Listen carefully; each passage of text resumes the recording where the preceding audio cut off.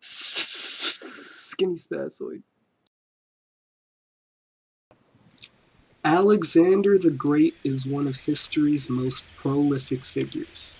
Leader of the Macedonian army, Alexander's conquests made what is called Greece today the dominant superpower of the ancient world.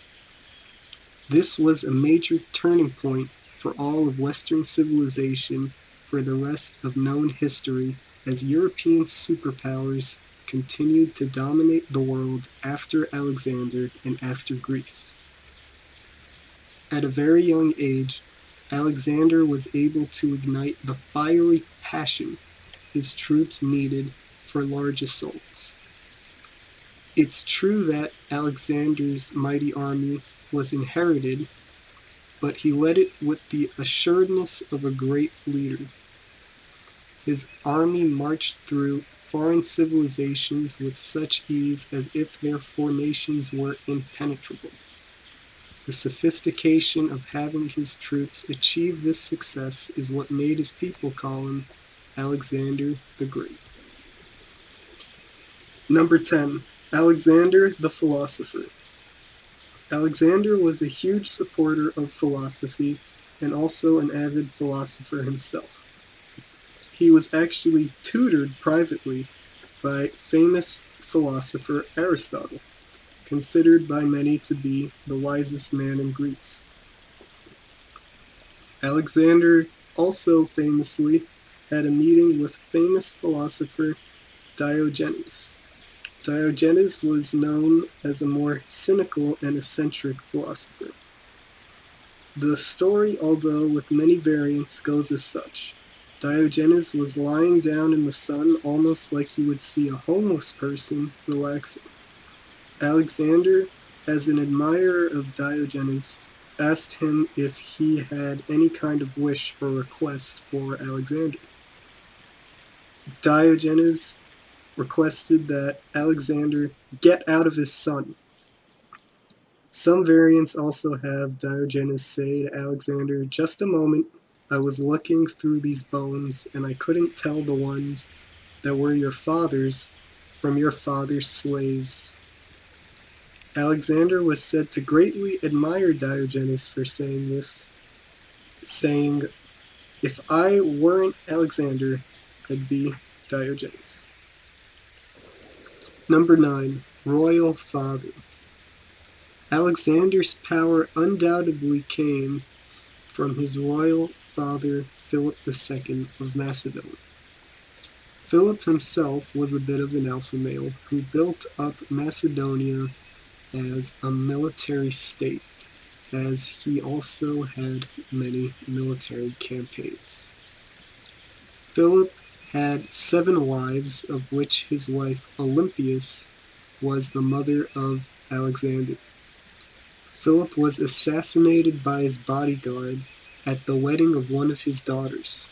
These events immediately triggered a young Alexander to become ruler of Macedonia. Number 8. Young age. After the assassination of his father, Alexander became king of Macedonia at the age of 20. Immediately as he gained power, Alexander began murdering anyone who would oppose him, including his cousins, other Macedonian princes, and rebels in Thessaly. Alexander's rise was quick, brutal, and highly efficient, the sort of thing that I would say is best suited to a man who is so young and rife with energy. Number 7. Multiple titles. Along with being known as Alexander the Great, Alexander was also known as King of Macedonia, Pharaoh of Egypt, King of Persia, and King of Asia. Quite an illustrious and fly amount of titles. Number 6. Naming of cities. Alexander the Great in his years of conquest had over 70 cities named after him. His most famous is Alexandria, located in Egypt. Cities named after him also exist in Turkey, Iran, Afghanistan, Tajikistan, and Pakistan. Alexander named the Indian city of Bucephala after his horse, as it was a commemoration of its death in the Battle of the River Hydaspes. Number 5. Planned invasions that didn't work out. After his famous conquest of Persia, Alexander planned to do the same thing to India, then run by another badass, Chandragupta Maurya. Alexander's army marched through the Nanda and the Gangaridai empires, but would not pass the Hyphasis River as his troops began mutiny. Alexander also ventured into what is now modern-day Iran. However, many of his troops died from harsh conditions. Number 4. Controversy with soldiers. As you can imagine, with any general whose troops begin mutiny, Alexander was a very controversial figure in the military. Alexander was very demanding of his troops, which would piss them off. Also, he was known to adopt certain customs or mannerisms from the cultures of the countries he conquered, leading many to lose faith in him. There were 2 assassination attempts on Alexander's life. He violently killed these men, even torturing them on a rack when they were people whom he had entrusted himself with. Number 3. Ability to inspire an army. Alexander was known as a very charismatic figure, often leading his troops by fighting bravely himself. Alexander brought a strong sense of strength and energy to his army. Imagine a young man who's been raised only for battle, whose confidence inspires his troops enough so that they can overwhelm the enemy to the point of defeat. Imagine the power in his voice and the poise of his character. That is the kind of impact Alexander was said to have. Number 2. Undefeated record. Fighting in around 20 battles where he was the leader, Alexander was undefeated all the way through the rise of Macedon, to the Balkan campaign, and the campaigns in Persia and India. His undefeated record is a testament to his skill in organizing his troops and the success of his strategy. Alexander was extremely aggressive, wanting his powerful army to overwhelm his opponents. Many of his formations were direct and depended on the strength of his military overwhelming whatever defensive measures his opponents could make. This was, of course, extremely successful, proving the greatness of his father's campaigns to improve the military of Macedonia. Number 1. Conquest of Persia. Alexander's magnum opus was his conquest of Persia. Persia at the time was at a sort of standstill with other major powers such as Macedonia. The thought at the time was that empires this powerful could not be taken. This thinking was also responsible for why the Persian army did not focus on expansion as much as the Macedonians. With an already giant and hyped-up army, Alexander turned this idea on its head, essentially saying, "No, you are not unbeatable. We will conquer Persia." And that's exactly what happened. Alexander's army was a kind of unstoppable force competing with what was thought of at the time as an immovable object. Except the unstoppable force won, and won in such a way that his army was able to storm in, defeat their enemies, and loot their cities.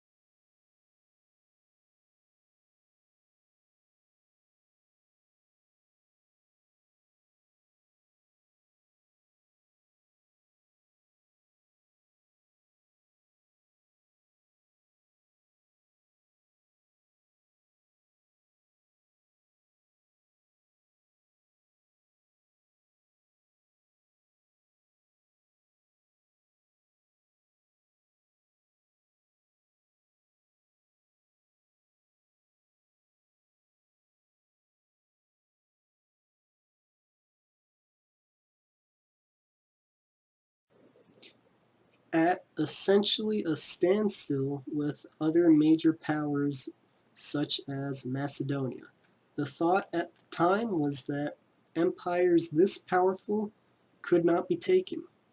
This thinking was also responsible for why the Persian army did not focus on expansion as much as the Macedonians. With an already giant and hyped-up army, Alexander turned this idea on its head, essentially saying, "No, you are not unbeatable. We will conquer Persia." And that's exactly what happened. Alexander's army was a kind of unstoppable force, competing with what was thought of at the time as an immovable object. Except the unstoppable force won, and won in such a way that his army was able to storm in, defeat their enemies, and loot their cities.